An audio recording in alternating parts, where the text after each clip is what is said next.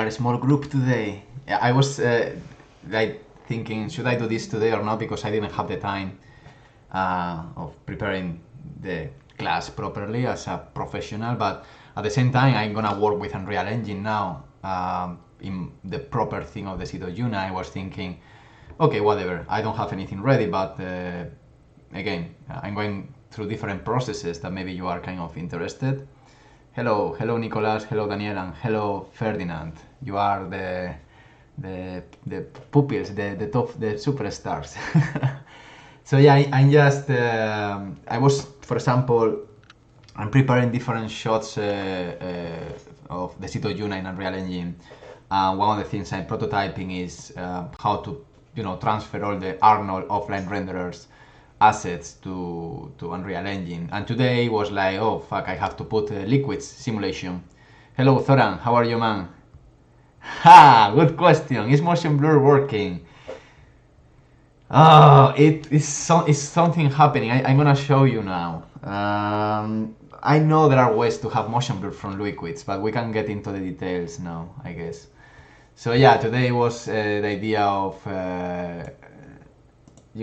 playing around with these guys. As you can see, motion blur is not yet there. At the same time, I don't know if there are some filmmakers or storytellers in the room, but I want just to, the other day I shared some tips about creating universes. Today I want to share with you some tips about creating tension, dramatic tension. Not with cameras, more about in the story. Work with climax, work with anticlimax, work with the midpoint. The plot twist from the first act to the second act and second to the third act, and how these things can bring and raise the stakes of your movie or short film.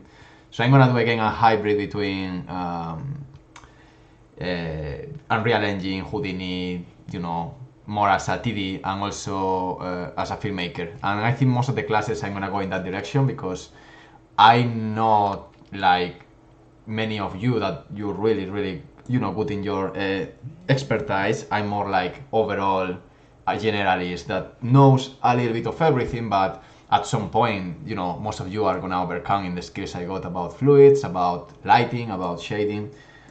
So I prefer just to keep a scope more overall, more generalist. So yeah, hello Javier, how are you? Oh man, you've been here in the other sneaky session, right? I think I really like this format. Rather than preparing something, improvising something. Anyway, this is what I got already here, and it's kind of running okay. But there is no motion blur, and the reason is obviously I thought there was going to be motion blur because it's taking this when you import an Alembic. I can show you the process. I got this guy here, and basically it's just that. It's just an Alembic. It's part of the Cito Juna. It's a cheap one because it's fat, something like this, and that's there. Okay, you can see this animation in the trailer. So I just literally exported this with some attributes on. Which are basically the facets, the UVs, even if I'm not going to use the UVs, of course, but basically the face sets. And I think here I could code the motion blur as RGB maybe, but anyway, in theory, Alembic, when you export, I'm going to repeat the process. I'm going to delete this guy and this one. Yes. Oh, come on. Okay. Then if I import, I can import the Alembic here, Fluid V2. And then I have this option here, which is the experimental cache. You can see this any tutorial. So yeah, basically the only option you have to keep in mind that by default is off, and you should keep it off, is the apply constant topology. This is in theory just because when you are working with fluids, the vertex number or the point number changes per frame because the number are not constant. So the motion blur has to be computed differently than if you have a no constant topology. So in that case, every single vertex is computed completely separated of the previous frame. In that case, you need to uncheck this. And also maybe worth, and what I want to try now, just slightly less compressed. And I would say even 12 bits. This is more or less, if I'm not wrong, this is related, or could be related, because it's quite high level, I'm not sure, with the bits, yeah, bit precision, exactly. So this is 12 bits, which is, or you can put 16 bits, so you have a half float, but you are going to consume more memory in the GPU cache, because you, at the end of the day, when you import these fluids, you are importing an EXR texture with a RGB coded position of the vertex in the world. The higher the bit compression, the higher the bit depth, the more information you can have if, for example, the simulation is quite big and has many details in one corner and the other corner of the 3D fluid simulation. The lower, you could have like voxelization, and it's more or less the effect you will see. You will see your fluids like tiny voxels because you don't have enough compression. Oh, silly. Sorry, man. Fuck, I'm stupid. There we go. Sorry. Thank you, Nicolas. I always fail in this. I have like 4 or 5 setups and I just start talking. I don't see this. Sorry, guys. You missed something key or important in the window. Anyway, yeah. So yeah, usually a 12 bits is okay, or even 10. If you are doing, for example, something that you need a lot of details, just go for 16 or even more if you need it. And then you can import this literally here. I know that Maya, is working in these different units, so I'm gonna scale this already. And this I think is gonna be 90 degrees as well because it's Y up, and this is set up. And yeah, if you want to skip the frames in the beginning, things like that, is also here. Then you import, and what is happening now is actually it's not importing the geometry, is creating a geometry cache as a texture. So okay, we are 12, that's something fine. Let's put, just in case, my beautiful box also to not showing the lack of license with Windows. Nice. So yeah, now I should have this guy here, this a cache. So let's put the cache around.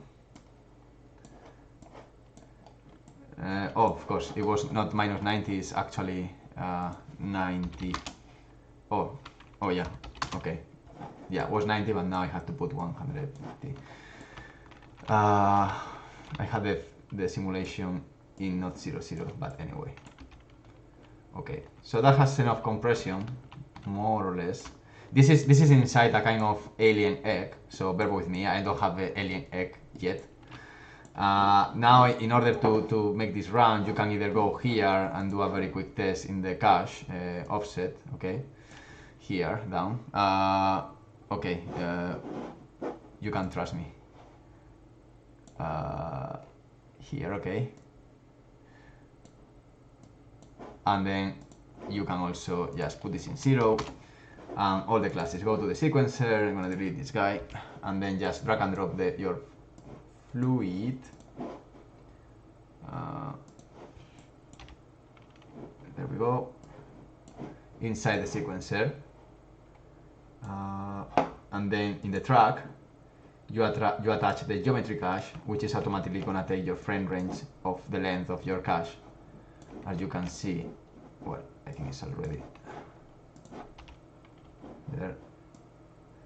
Oh, 1 second, sorry, I'm blocking the camera. Okay, there we go. And that's the fluid. Okay, so now we got this guy there. This is not the position of the landscape is completely different. That's why the collisions are failing. But yeah, I was experimenting like, okay, motion blur. So if I go, oh, okay,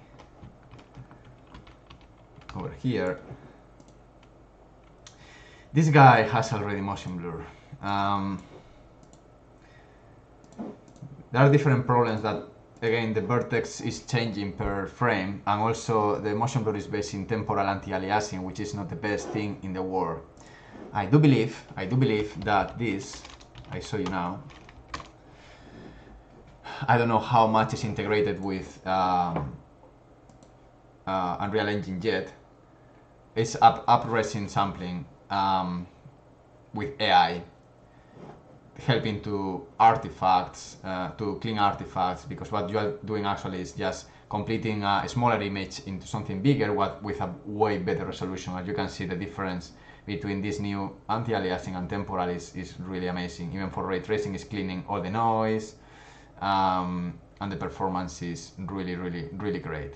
I do believe that for artifacts and for this kind of blurry feeling in the motion blur, this could be a potential solution. I don't know this completely, but I see in some of the demos that it's cleaning a lot of artifacts. I'm wondering if motion blurs could be included in this AI, artifacts. And I mean, it's hard to see maybe in the streaming, but the difference is quite clear. And it's good because obviously not just the quality, also the performance is way higher. But now we are still in the same problem here with this guy, that there is no motion blur. So one test I want to do first is putting this as 2024 and different tweaks in the camera. I'm gonna check first that I'm seeing the motion blur, which is okay for the movie, but motion blur is on, and then my camera, my motion blur has to be also, I'm gonna do this bigger so I don't include you with the question things. My motion blur is completely on, and I put just some random values here.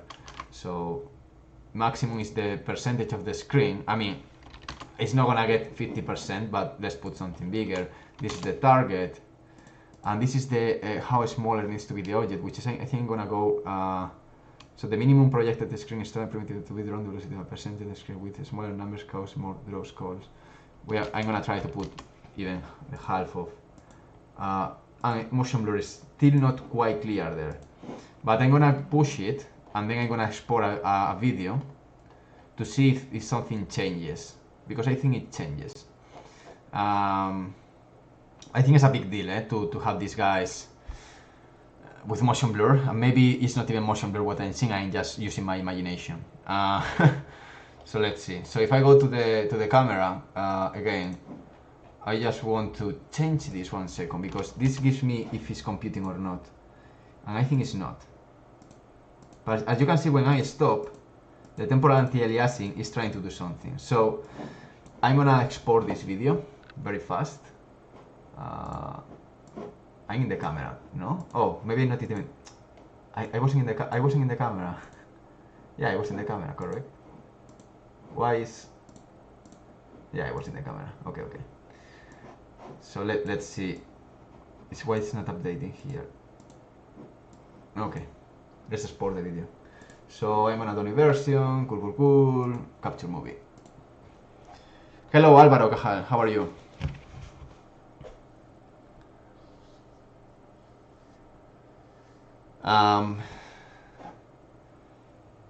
It's not quite motion blurred. Let's see it again. It's not motion blurred at all. I would like to see this. Yeah, it's not.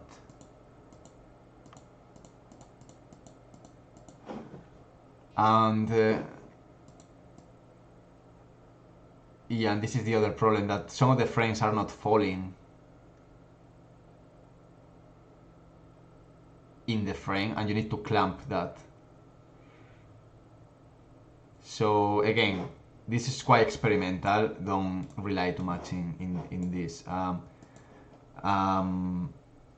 However, the libraries, if someone knows about it, the libraries are here,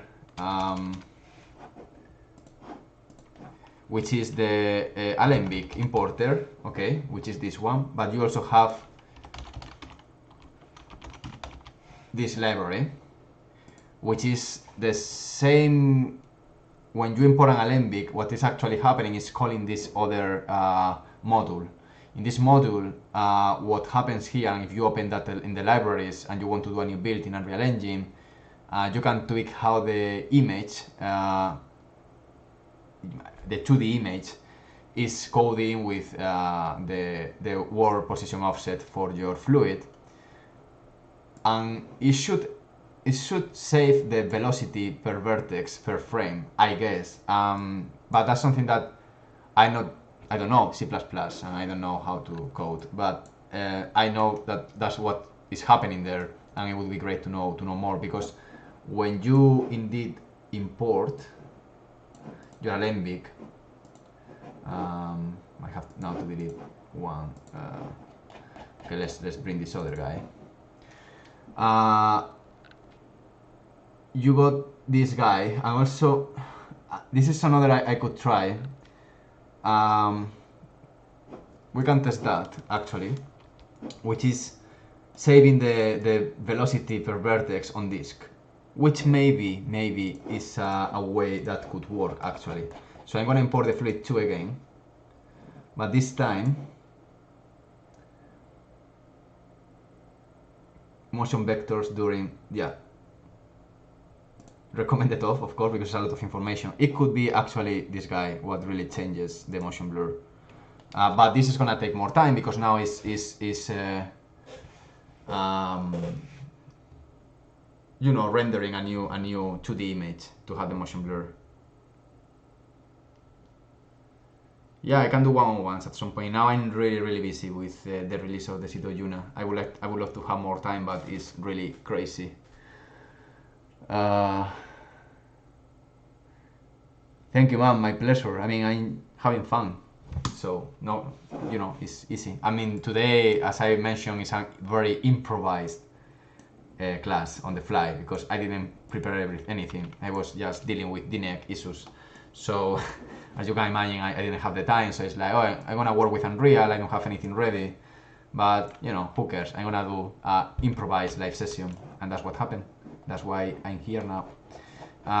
So let's rotate this guy. I'm very curious if this made an impact on the motion blur. So okay, let's go here. Let's open the guy. Let's drag and drop my fluid. That sounds really bad. Let's drag and drop this quotation mark inside. Oh, that was painful, right? Yeah, I'm not 100% sure that that's gonna not giving me issues. But yeah, no, let's see. I played around with experimental caches with non-constant topology. I remember at some point we got some motion blur, I think. But I guess it's a matter of trial and error. Okay, I had to bring my guy again, of course. That couldn't be different. So yeah, let's bring fluid v2. 100. Okay, let's put this 100, 100, 100. And I think this was 90 or minus 90. I'm gonna put 90. I'm gonna be wrong again. Okay, geometry cache. Not flattened tracks, that's good. I mean flattened tracks, so we only have one geometry. I'm not gonna compress it more. I'm not gonna change this. I only want this guy. And with that, we are ready to try again.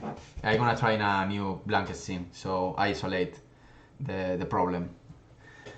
Yeah, dude, crashes are always there, but that's why they say experimental. The problem with these things is like there are many things, very cool experimental things that is really hard to don't put that in production, but you have to keep in mind that there is no support. These tools could disappear next release, so just use with precaution and care about experimental and not betas. So I'm gonna do a new level, okay? So I can isolate how this works separately. So if I go to level test, I'm gonna open the level. Yes, whatever, cool. And then I'm gonna add all the classics, which is my beautiful and unique plane. and also the marvelous with no precedent light. That's beautiful. Okay, we want this light to light. That's why it's called light. And then I'm gonna put this here. So, okay, fluid. Yeah, it was minus 90. So now 180, and let's bring this guy to the light. Cool. Grid of with G. I'm creating a lot of tension. All this, and now it's gonna crash. I'm not gonna put ray trace so far. So, okay, we got the liquid there. And then I'm gonna create a new animation level sequence, test effects. So now it's very simple. I just gonna crash this. Okay, okay, kind of happy. It's gonna crash now? No? Okay, cool, nice. Let's see what we get here. So different things beforehand. The first one is I'm gonna bring a camera actor so I can put all the perks in the rendering. And my camera is gonna be there, correct? Sweet, amazing. But now my camera needs some features. And the only feature I'm worried and focused now is the motion blur.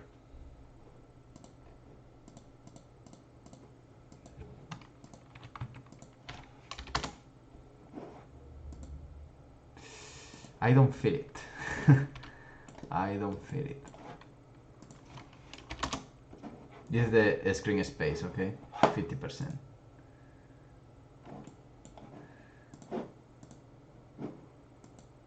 Hey.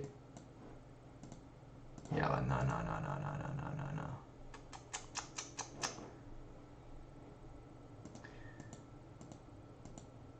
I'm assuming that the motion blur is created in the import and not is imported from an attribute in either in Houdini or in Maya. But I have to check that out carefully because I want motion blur in the liquids. I want that, and I think it's completely doable.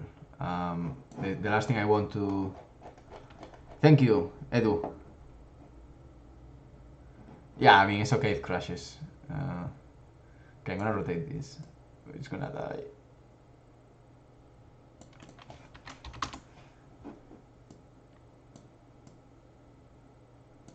This is just me being obsessed about having something that is cool. Okay. Nah, it's okay. Yes. To see better how this behaves.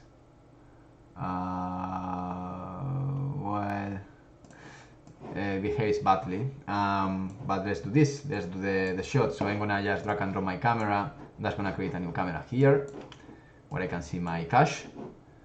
And then just I'm gonna do the export as a mob with yeah, that should be all good to test and to be sure what is going on.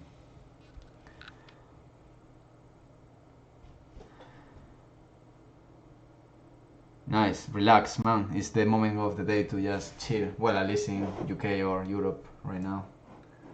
Oh fuck no, come on.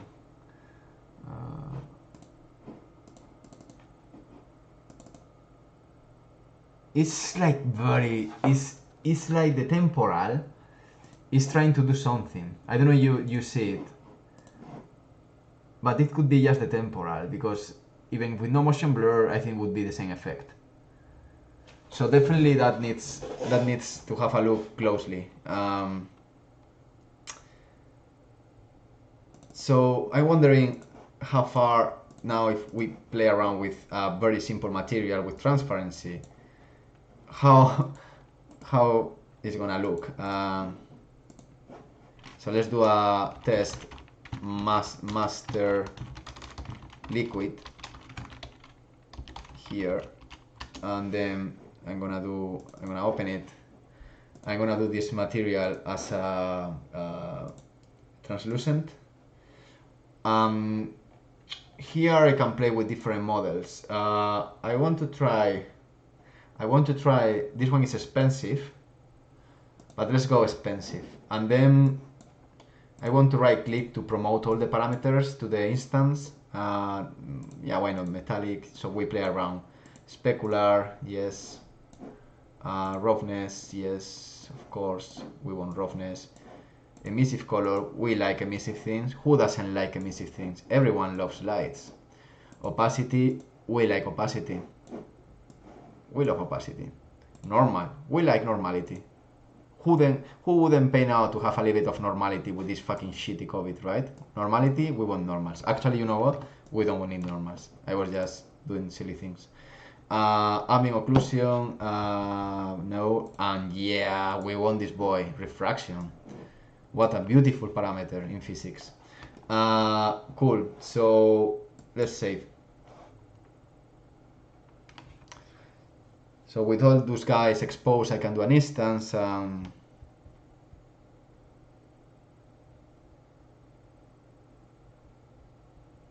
Alvaro, maybe I'm wrong, but when you change the motion blur from the camera tab, what you are doing is creating or not motion blur. This is what camera generates when it's moving. No. It was with object position. For example, if I do, I show you. Also, let's see, because if now it's not moving. No, but I mean, it should work. So if I'm doing this and I go to the sequencer and I put my beautiful sphere here, I'm gonna do an object position, which is gonna be creating a keyframe here, and then a keyframe here. That, let's see, because let's do this faster, and then another keyframe here. I'm checking from the camera. Yeah, I see the motion blur already. So let's do something quite faster, like boom. Yeah.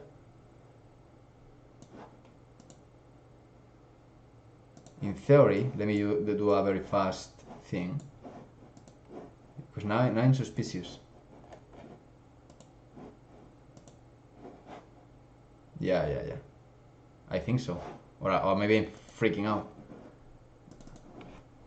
Yeah. It was with this, but not with the fluid for X reasons. So yeah, no, it works very good with if the topology is constant with morph targets. It was really good. I'm wondering if you can just do an AOV pass showing the buffer of. Let's see one thing. I'm very curious about this. I can debug. Not this. It's in. What is this guy? Buffer visualization. Let's find it. Base color, custom depth, final shading model, metallic, opacity, velocity. It's not even. I'm wondering how can I expose this. There was another.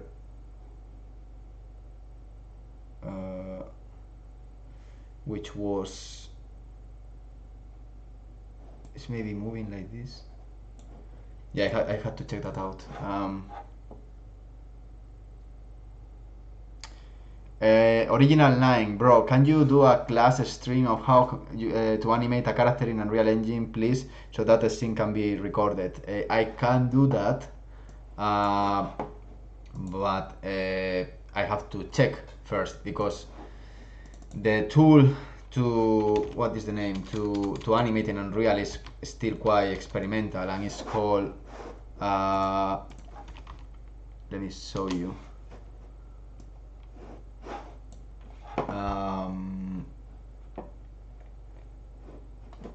is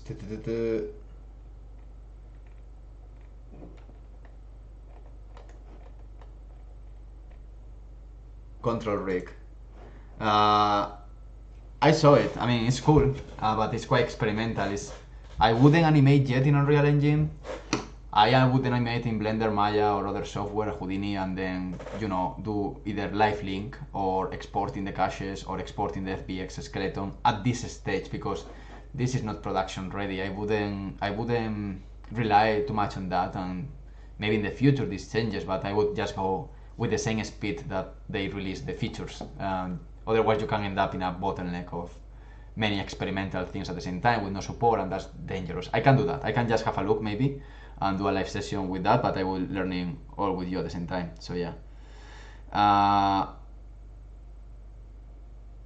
Soran, is the V attribute written in a Filmmaking Houdini?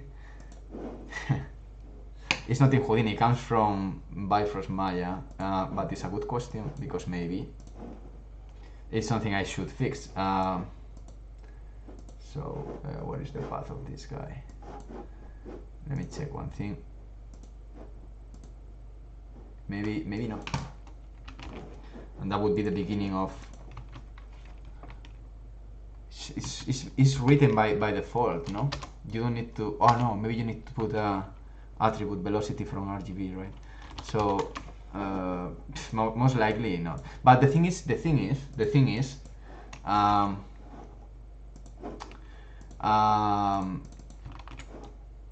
when you import the fluid from Alembic, I think it's computing the... No, yeah, you're right. You're right. You can't compute that because at the end of the day, Unreal doesn't know what goes where. In other words, it's impossible to calculate the velocity now if this fluid is, cash out. What I'm doing this. Yeah, it's here. It's here. Let's go. Yeah, I think when I exported, because I did yeah, it's here.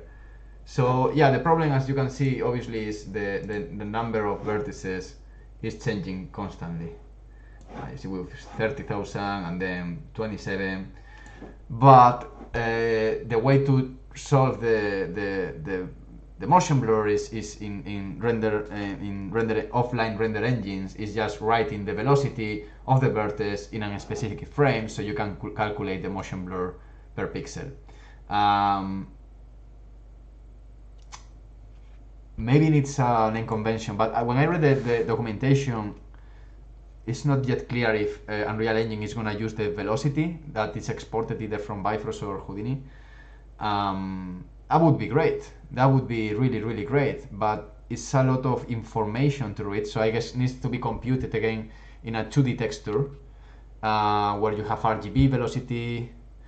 Is actually what it's trying to do. When you import it, you have that feature there where you can say to save on disk the velocity per pixel, so per vertex. So I'm just curious and just very excited about to see if this goes forward at some point with proper motion blur. I'm gonna keep testing. Maybe I'm missing something silly, because I remember I did some tests that kind of worked. So I don't know. I'm learning. Okay, so yeah, let's put this guy as lead and then play around with an instance, and this is gonna be my material. Wait. Okay, sorry. Yeah. So let's activate all these beautiful guys, and let's start playing around with opacity. Wait a second. Okay, it takes a lot of time. That's... no. Okay. Cool. Okay, let's put the opacity down. Let's change the roughness. and refraction.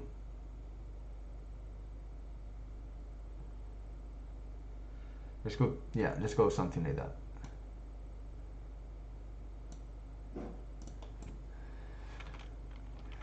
You see how the motion blur is working now perfectly in transform, but also with this guy. Oh, wait a second. I want to investigate some. But it's in 425 we have a new model for transparency where we have more accurate translucency, which is this one. Okay, but this is in 425. I'm using today for 424. But just to let you know that this is improved. That's why you wouldn't have this kind of completely, you know, white unsaturated faces there, but I would start working from this here. So let me just try to play around with different values, and also, yeah, I'm gonna remove the metallic because it's not helping too much, and then the refraction is really bad. Sorry, the specular, yeah. And then the other thing I want to check if it's in the ray trace, I'm ray tracing the refraction as well, not just the reflection. So a couple of things. I'm gonna make sure that RTX is on, and this is the classic thing I do. Is on because the bigger the width, the light, the softer the shadow. Cool. We like that. Now, how much is on? So it's on for, I think not for global illumination, is disabled. I'm gonna enable that. Okay, cool. Brute force, cool. Is on for reflection, ray tracing, cool. Screen space, ray tracing, that's nice. I'm gonna change the threshold of when the ray traces start to kick to the maximum, only for this test. And translucency is rasterizer, but I want ray trace. Okay. Now, I'm gonna go higher with this, and let's play around with this guy now, because I'm seeing things different, but strangely different. Okay, it's a very strange, because can I see through? Well, definitely, yeah. Okay, something is going on there. Let's change the refraction to something. Oh, it's bizarre, eh? It's like, okay. It's like yeah, the ball is actually trying to do something, but I'm wondering how. It's really bizarre.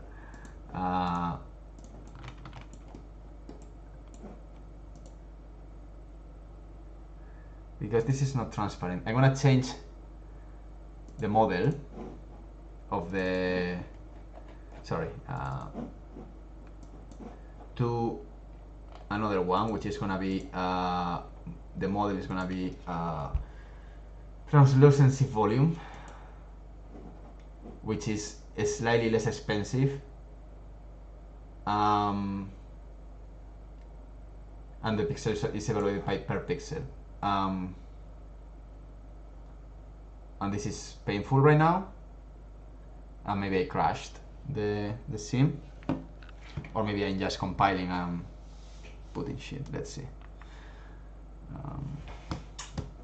Okay, we did something there. Cool. So this is another model, but I think we are still in the same kind of situation of the refraction is actually not changing, and this is interesting. I have to check this out, because I think I don't need path tracing, right? Yeah, that's okay. Because if I rasterize, I got this. If I ray trace, I got this. Question: if I put the same shader here, yeah, this kind of makes sense, correct? I mean,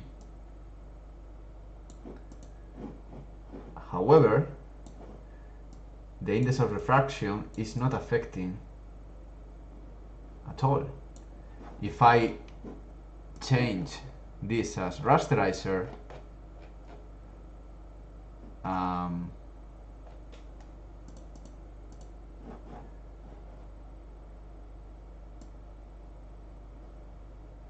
yeah, we got this. So yeah, I need to investigate this further.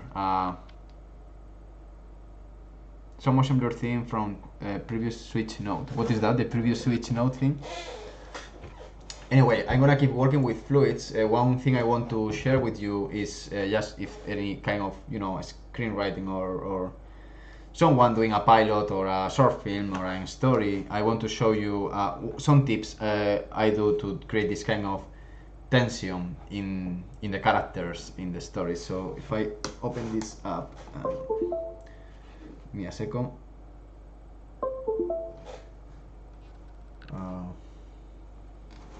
Cool. So okay, let's put it over here and let's change. Hello Ferdinand, I spent 2 days to make a scene, looks horrible. No, what the fuck, man, this is fucking crap, come on dude. Don't be like that. It's a shitty fucking fluid. Anyway, so let's change the screen. Sweet. It's more about character development and arcs and tension. The other day I just explained very easily how to do, and you have that in the other video. By the way, if someone is new, please subscribe. It's really cool to have people really interested in filmmaking and Unreal Engine at the same time. It's bizarre, but apparently there are many people interested in filmmaking and Unreal Engine, which is really great. So yeah, the other day in the other live session, I just let's take something like I had to learn how to use this dude properly. How can I pick up a color? Oh, I got the colors in the other screen. Great. Okay, cool. That should work. So yeah, the other day I explained more about how to do radial stories, where you start with the main topic in the middle, then you create particularities outside. Like again, the example was a pandemic. Then the pandemic converts the people into zombies. They eat hamburgers, and they, some of them they became immortal. And then more particularities is like some kind of people can fight back. And the virus, I don't know, evolves and makes fucking flying creatures, and then you go into more particularities, but you have the core in the middle. So it's how you can see more details in the other class. Today I want to do the same thing, but rather than to see the story from the top down, we're gonna see the story in front. So we have 3 acts. Okay, we have here the trigger to the second act, and then we have the threshold to the second act. Okay, a way I work to have a visual understanding of how is my story flowing is quite similar to the engagement of the audience or your video in the views. You want to keep the people on the screen, and a way to keep the people on the screen is to have dramatic tension. Not all the time, because this is like music. If you are all the time super high with the music, you don't appreciate when the music is high. So you need to create contrast, and you need to keep a space to leave the characters to breathe. Otherwise, it looks like a postmodern piece of many elements, video clip style piece of music or art, and it's okay. But if you are doing storytelling, you need to tell your stories, not to throw your stories like in a machine and put all one thing after the other. So you need a space. So this is the timeline, 0 minute 0. You can see, okay, I can remove this thing here. Give me a sec.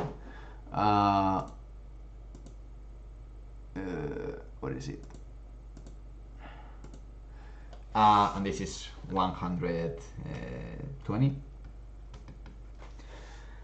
usually we can say that could be something like this, correct, in a movie. However, the problem, if you are always this high, everything becomes quite predictable. You can imagine what is going to be the outcome. Most of the movies, they don't do this, but you can still some very, Hollywood style movies where everything goes up to the climax, and then, everyone saves the day. But we are missing a very important element here, which is the midpoint. And the midpoint helps to do this. If you have your tension of your character, let's say everything, you're starting the city, everyone is happy, there is no problem, and one day the hero finds a coin to other portal, and then boom, you enter into a universe, and you keep like that. Yeah, you are gonna create a fun and games tension, but at some point when you exploit the concept about the new world, the new universe, you get bored. So this is more like the fun and games situation where the character learns a new skill, knows new aliens, new people, new environments, and it's fun. But after 30 minutes, you feel like, okay, I understand the concept, so what is now the story about? And here is the big dilemma, how to keep the people watching your movie. Here is a very critical moment in any movie. So a good technique is using the midpoint as a dramatic resource. So let's say we got a different approach here. Let's do this with green because it's better.